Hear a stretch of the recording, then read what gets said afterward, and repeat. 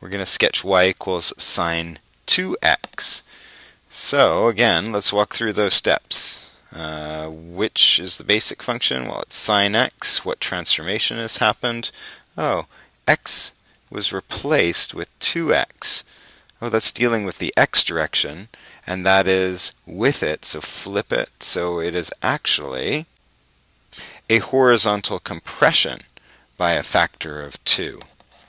So when I sketch my graph, 1, -1, there's my y direction, here's my x direction. Normally my graph goes between 0 and 2 pi.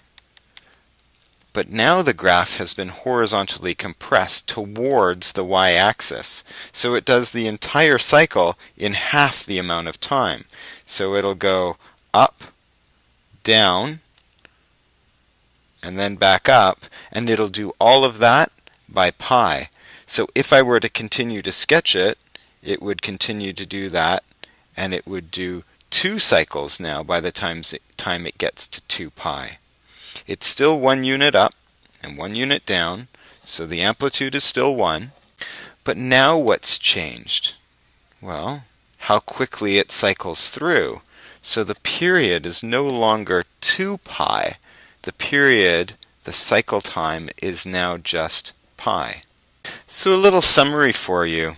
If you have y equals a sine x or y equals a cosine x, that number a that came in front affected the amplitude. And it didn't matter if it was a positive number or a negative number. Whatever number was in front seemed to make the amplitude get bigger. If it's a fraction, make the amplitude get smaller. So here's a little summary on that. The amplitude is always the absolute value of a, the number in front of either sine x or cos x. Now, what about the period? Well, if you put a number in front of the x, either in sine x or in cos x, you change the period. And the way that you change the period is, it's now, well, it was 2 pi, and if that number wasn't there or was just a 1, then it was just 2 pi. But when it became a 2, you cut the period in half. So the formula for this one is 2 pi divided by b, and it's actually the absolute value of b. It doesn't matter if we have a positive or a negative there, because that will just reflect it across the y-axis. So 2 more little formulas for you, amplitude formula and a period formula, in case you just want to look at an equation and get an answer for amplitude or period without having to go through all the steps of graphing. And this is, again, just for sine and cosine. We're going to take a look at how some different graphs. There's one more graph for tangent that we still have to do. But we're not quite done with sine and cosine. We still need to do a few more transformations just so we really understand what's going on. So let's take a look at a different transformation. Okay, same idea though. We're still doing a transformation, and the original graph in this case was still a sine graph. What transformation has happened here? Well, x got replaced with x minus pi over 2, so this is now a translation. So it is moving the graph in the x direction, left or right. In this case, it's moving it right, and the amount is pi over 2, which might seem like a complicated number, but it's actually a really nice number, and you'll see why. So let's try and sketch this. My base graph, 1, -1, and my sine graph goes up and down all the way to 2 pi. But now everything's been moved right pi over 2. How much is pi over 2? Well, this is pi, and this is 0. Oh, there's pi over 2, and that turns out to be 3 pi over 2. So this distance here is pi over 2. So if I take this point and I move it right pi over 2, it ends up here. And this point moves right, it ends up here. And this point moves right, it ends up here. And this point down here moves right, it ends up here. And so I get a graph that looks more like this. And if I work backwards, the point that would have been down here moves over to this one, and there's my final graph in red. This is definitely getting a little trickier. We had to use part of the graph that was off the graph, so I was really thinking about, oh, how does this sine pattern continue? Oh, it goes down this way, and then I shifted that graph to the right pi over 2. Let's take a look at a different transformation. Just for fun, we'll use the cosine graph on this one. So let's try and sketch y equals cos x minus 1. So I'm going to go a little bit quicker with this one. Here's my graph. There's 1 and negative 1. And the cosine graph usually goes down and then back up, reaches its high point at 2 pi, reaches this low point at pi, and these are key points at pi over 2 and 3 pi over 2. And now what transformation have I done to my sine x, cos x graph? Well, I've moved it down 1 unit. So this moves down 1, this moves down 1, this point, which was at negative 1, moves down to negative 2, this point moves down 1, and this one moves down 1, and I get a nice wave-shaped function. Make sure you get nice curves in there. A nice wave-shaped function that is my y equals cos x minus 1 graph. Okay, so a bit of a summary for this, and I know that there's a lot of information that's come at you, but let's try to put it all together in a bit of a summary before we move on to the tan graph.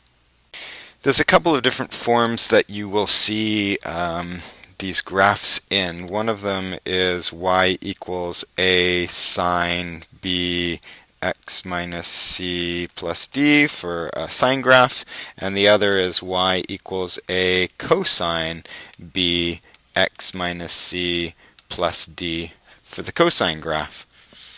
Notice that these parts must be factored for you to truly see what the c values are.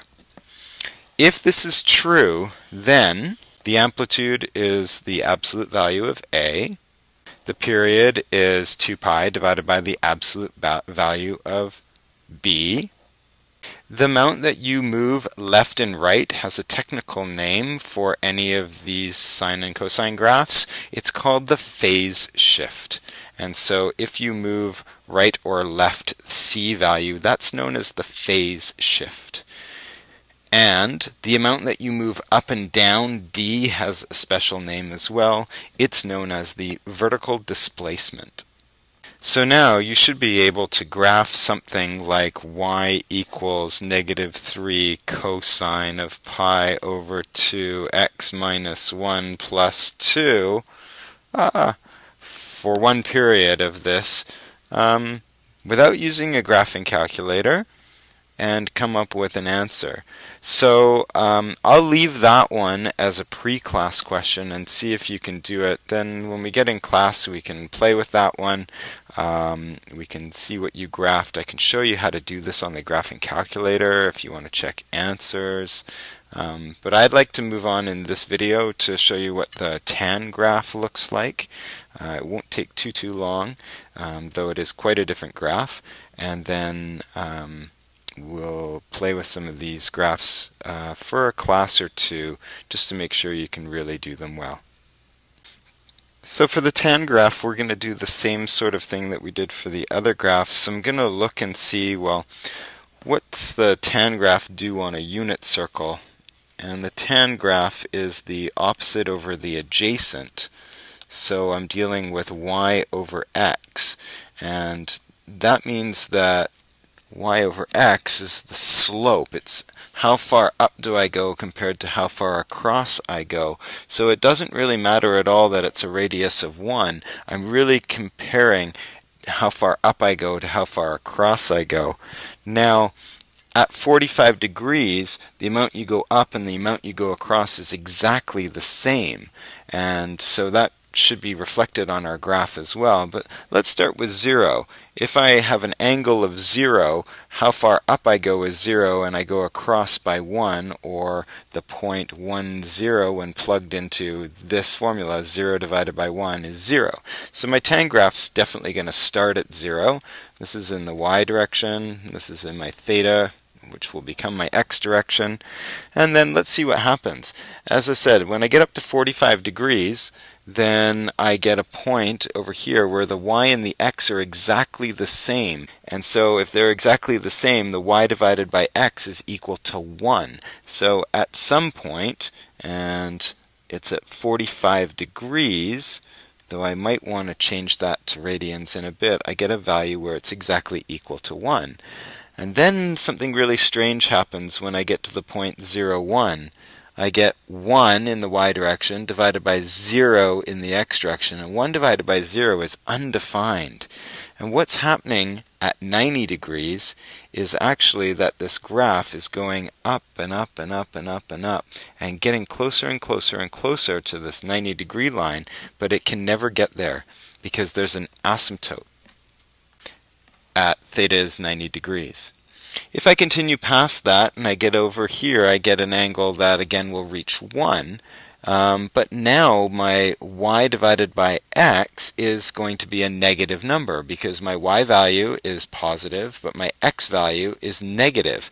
So I actually reach at 45, 90, so 135 degrees, another 45 degrees. I reach a point where it's equal to negative 1. And then it'll reach a point, if it goes straight in this direction, so negative 1 comma 0, 0 divided by negative 1 is 0 again, and that'll happen at 180 degrees. And so I actually get the graph comes up like this, and it'll do the same cycle as it did here. It'll go up, it'll get to 1, and it does that at 225 degrees because the slope at 225 degrees is 1 again, and it goes up to another asymptote, and that next asymptote is at 270 degrees. And if I go backwards on this one, and I went backwards 90 degrees, I would again get to another asymptote. Well, generally we take all of this information and we change it into a little bit more basic graph. We only really care about one cycle of one cycle of our tan graph, and I'm going to look kind of right in the middle at one cycle of our tan graph, just from 0 to the first asymptote on the right and the first asymptote on the left. This one's at 90 degrees, which is pi over 2, and this one's at negative 90 degrees, which is negative pi over 2. And I know my graph goes through 0, 0.